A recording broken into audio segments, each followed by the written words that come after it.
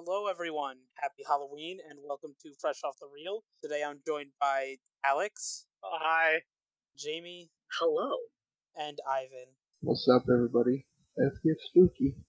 This week we're watching Child's Play, directed by Tom Holland, released in 1988.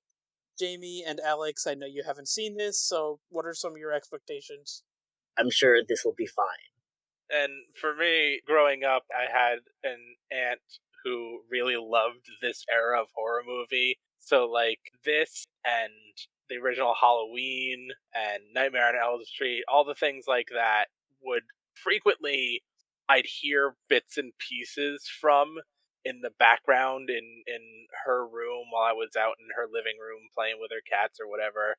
So, like, I'm excited to finally see the images and the full picture behind what I grew up hearing in the background. And for Ivan, as the person who picked this movie, what are you hoping that Jamie and Alex will get out of this? I know, like, this movie when I was growing up scared me because of dolls, but it kind of freaks you out a little bit, like, when you look at a doll after this movie, and don't underestimate movies from the 80s. There are some scenes I think might give you a little bit of a shock. For me, I think you'll enjoy the sort of balance of comedy and horror and some of the more subliminal messages displayed throughout the movie. I think the both of you will enjoy it, but I don't think either of you will see it as a masterpiece. And with that, we will see you after the movie. And we're back. All right. So, how did you all enjoy the movie? It was a movie, alright. You could definitely tell it wasn't as thought out detail for detail as some of the other movies we've seen so far. Not gonna lie, I was not expecting the voodoo element at all. I was supposed to say spoiler alert, but the movie came out in like 1998, so 1988. 1988, yeah, it's even worse. Okay, yeah, so no spoilers. Whatever. I was like always curious to how Chucky came to exist, and I guess voodoo is the way. Slasher films in the 80s were huge. Every horror monster had to be a slasher, and Chucky is no exception to this rule. Yeah, this one I think was my aunt's absolute favorite. To the point where she named one of her cats Chucky. She named her cat after a serial killer doll. Yes, yes. I mean, I don't know how far we go into like just stories of our lives relating to these things on this podcast, but there's a story along with it. I'd love to hear it at some time. Have you If guys ever seen any slasher movies? No. But from what I've gathered, they're usually a lot more bloody than this one. Or at least that's my assumption. This is the more, I would say, chilled down on the gore aspect. I think only because Chucky really isn't, like, big enough to do the brute force like Michael or Jason can with the blood. So I think they just give Chucky the more creative basis on how to kill people, like putting the thing on the guy's head and electrifying him. That was unnerving, I'm not gonna lie. That freaked me out a little bit. I wasn't scared, but like I was definitely uncomfortable and stressed the hell out. I'm one of those people where I find it real difficult to get those kinds of sensations from horror movies. Like, I've seen modern ones and one or two older ones. I've played horror games, and it's one of those things where I find it hard to be scared like that. And I'm excited to see if over the course of some of the movies we watch over this podcast, if any of the horror ones end up getting me. I want to know what that experience is like. It's like every sound in your house kind of bugs you. I used to be afraid of Chucky, and the first time I watched the movie, I was scared the entire night, and I think it was that night I had to go take a shower, and I was afraid to close my eyes to wash my hair because I thought Chucky was going to be there. I had that experience with Candyman. That sounds unpleasant. I'm definitely glad I didn't watch it as a kid though, because like that would have scared me to death. Horror movies hold a special place only because, like, it teaches you that there are psychos in the world and to be careful, I guess. At least that's why movies is where I learn to be cautious at, 'cause I know not everyone's all nice. The Good Guy dolls are actually based on a toy from the 80s called My Buddy, which was just like the Good Guy doll. It was this giant doll that you carried around, and it was your friend. And so I'm assuming that the writers wanted to pervert that happy feeling associated with this toy. Probably take something that looks innocent and nice, and completely flip it and give it the most evil it can be. I think that's a really smart strategy psychologically for horror. The juxtaposition of taking something that is associated with safety, security, and happiness and turning it into something that is scary and dangerous. I think it adds an extra layer to that whole idea of what makes it scary to begin with. Innocence being destroyed is such a good way to show horror. It's the reason that a lot of Stephen King's horror stories work. Yeah, because if you take the thing that's supposed to be safety and turn it into something dangerous, then it gives that impression of, well, there's nothing to hold on to for safety anymore. It throws the idea of safety out the window. I think that's a clever thing to do. This is my third horror movie that I've seen, third or fourth, but I always feel bad for like the characters in the films because like I know eventually it's gonna end, but like who's gonna die and like who's gonna make it? I mean, I can always tell who's gonna die because plot armor. I just feel bad and I always get stressed out and anxious because I know eventually they're gonna be okay, but I just don't know how they're gonna get there. And it's just like, oh, I'm sorry. Just so you all know, in a later series, this isn't the last you see of Andy. Yeah, the later movies continue Andy's story and do show the psychological trauma that this child goes through as Chucky continues to chase him to the end of the earth. I always make a joke after horror movies where it's just like, oh, they're gonna need a lot of therapy, but like, damn, I feel bad for the child actor. Like, that must have been terrifying for him. He was like 5. I mean, he continued making them, so That's a good point. But also, maybe it was because of a legal contract or whatever. Still, that's scary for a 6-year-old. the writer of this movie claimed that he was trying to make a comment on advertising to children and consumerism in the face of child media. Do you think that point got across? I'm gonna say no. Well, not to me anyway, just because the whole time I was anxious. Making a statement was the last thing on my mind while watching this movie. I also didn't really get anything like that. It felt a little too focused on Chucky's murderous rampage for me to sort of get a message out of it. I feel like I only got one out of it. I feel like it was the message of them, no matter how like comfortable or safe you may feel, that you're not always going to be comfortable or safe, and that things can go drastically wrong when you're around things that make you feel safe. Actually, no, thinking about it, something that kept happening throughout the movie, it was, I feel, with Andy's mom, there was a message of trust your kid, even if it seems outlandish sometimes. If they're showing signs of distress and are basically begging for your help, trust your kids. I could see that message, but I definitely didn't get a message of advertising to children or anything. They did show towards the beginning of the movie Andy having the good guy cereal and his TV show advertising their doll and him complaining about getting other good guy toys but not the doll itself. There's a lot in the beginning and I think it loses the message after the introduction. I agree. If they had sprinkled stuff like that throughout the movie, then I think it would have made a better, stronger message. Because of the overall feel of the movie, where there wasn't this huge focus on detail and there was a lot of just sort of things thrown in as easy explanations for things, it feels more to me that the whole idea of Andy wanting this toy and being advertised that and all that, that feels more like a means to an end than a meaningful message about advertising to children more than anything. Now, if you were to want to drive that message home, what would you have done different? Consistency is number one, as Jamie said earlier.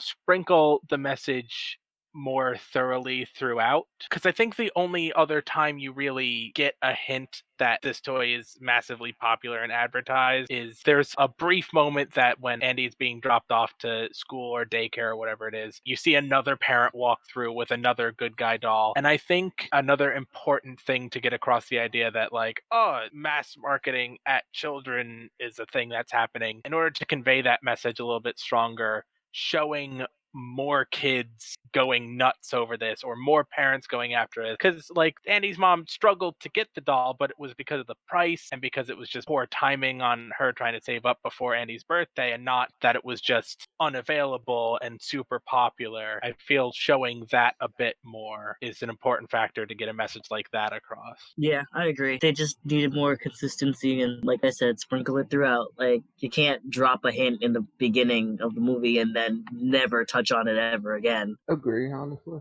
I noticed a message of gentrification and appropriation in which Chucky uses voodoo that he doesn't even really know about to pervert the magics for his own evil ways and how it comes back to affect him. I noticed that. I don't do voodoo or anything, and I'm not very into magic type things, but I do know that voodoo is not inherently evil, and the way that not just Chucky but like the Princess and the Frog, for example, they also make voodoo seem like such a bad and evil thing, and it's not. It's part of certain black cultures, and white people keep making it seem like an evil thing, and it's just a thing that keeps happening in media. And I definitely picked up on that, like in the beginning of the movie when Charles Lee was doing the chant or incantation or whatever, and I was like, oh, is that? I couldn't recognize it. I thought it was Latin for a second, but it wasn't, because I've sang in Latin before in choir. So I don't know what the language was, and I'm not going to try to name it because I'll be wrong. I noticed the second time, it was when the mom visited the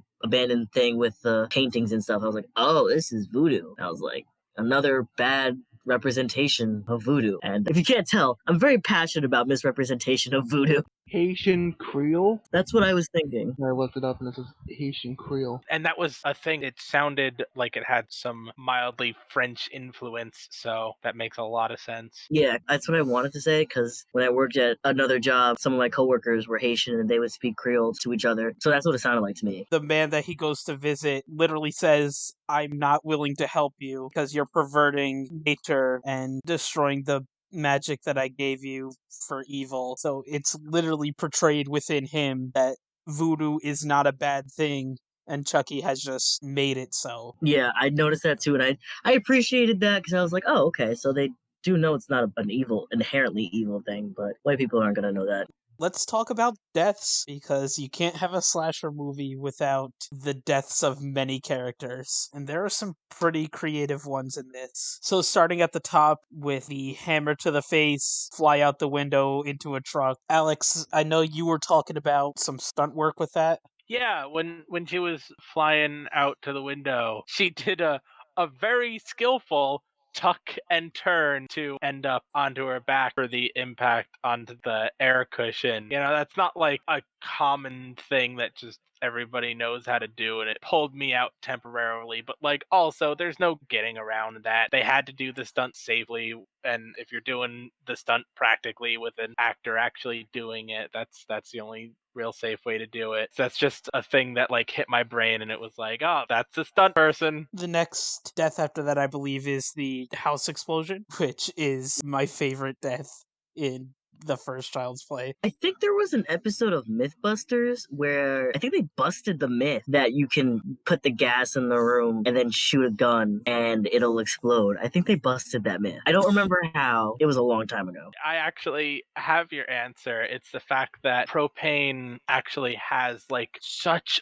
a specific amount that is required to be in the air before ignition happens. And it's why it's used as a common fuel in homes and in consumer based products a lot of the time, where the consumer has control over how much gas they're putting in, because it takes so much effort to get it so exactly right for it to actually ignite. And even if it does ignite, it doesn't like go kaboom, it goes whoosh. So it's not really gonna blow body parts off. It's just gonna make everything set on fire really, really quickly. I'm not sure if it'll explode, but basically the whole concept is that it won't destroy the whole house, only the room it's being released into. So if it was It'd just the be kitchen, kitchen will be the main thing that will go. There was the car scene, the attempted murder in the car. I saw that scene parts of that scene in the trailer, and I was like, oh shit, is he dead? So I'm surprised that he didn't die, but I also am not that surprised because he was a main character. But honestly, I was expecting him to die. I wasn't expecting him to walk out of that. To be fair, 80s slasher movies did not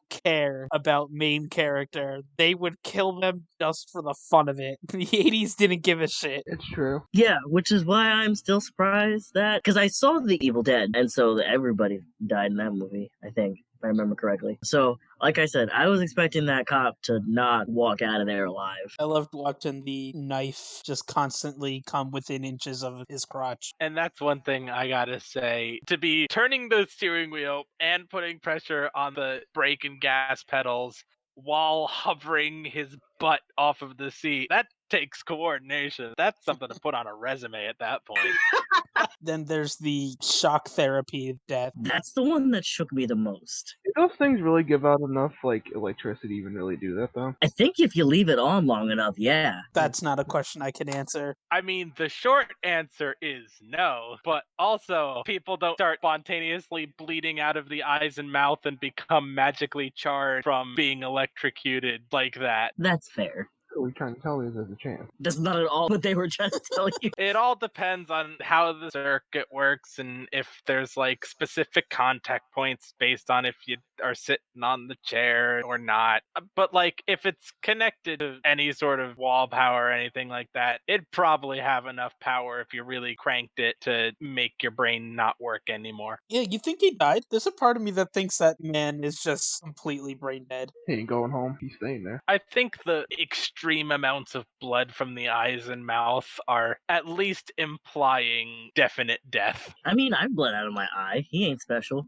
How do you guys think the acting was? I was impressed by the kid, honestly, because I hate child actors, and he was not the best, but I was definitely impressed with how well he was able to act, considering he was like a child. Yeah, and especially the part where he's in the psychiatric unit and the doctor leaves him there and he thinks Chucky's coming without an escape. Like, the kid fucking cried. Like, goddamn, where were those child actors in all the movies I watched growing up? Yeah, that part definitely got to me. I was like, oh, this poor kid. There was some serious trauma going on there. The kid definitely is gonna have to seek therapy as he gets older. But on the flip side, Andy's mom was way too okay with way too many things way too quickly. Do you think that's the fault of the acting or the writing? I think that's the writing. She was just annoying, and that is not the actor's fault. She was just written really badly. I think it's really 50-50 because the movie moved pretty fast, so they didn't really give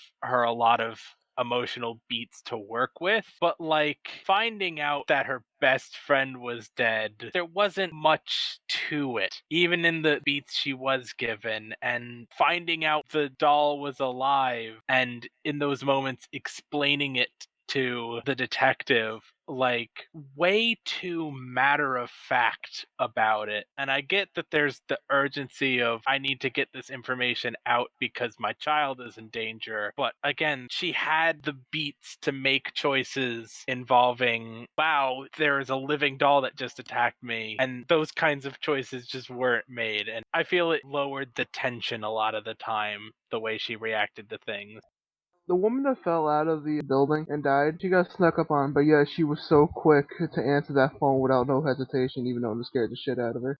She did turn around quick. I feel like I too would be paralyzed with fear if just a doll was chasing me with a hammer. Gotta work out the fight or flight skills. Last time someone did that, I punched him by accident, and I felt bad about it. But when she turned and grabbed that phone in that moment, I feel like she could have outdrew anybody in a duel in the Wild West. That shit's so quick. Also, one other thing that I noticed about the movie was that the police officers were the only ones with Chicago accents. It took place in Chicago, but the two officers were the only ones with the accent. How do you feel about that writing? Specifically, I'm talking about the final badass line delivered by like a 4-year-old child. To me, it seemed alright, but if it was like one of the adults saying it, I thought it would have been a little bit more corny. I thought it was pretty badass, like whoever said it, but I'm glad it was the kid, because if you've ever talked to a child before, they're either brutally honest or they're really funny, and they say some good stuff sometimes. So I definitely would be able to believe that this kid would be able to come up with something that cool on the spot.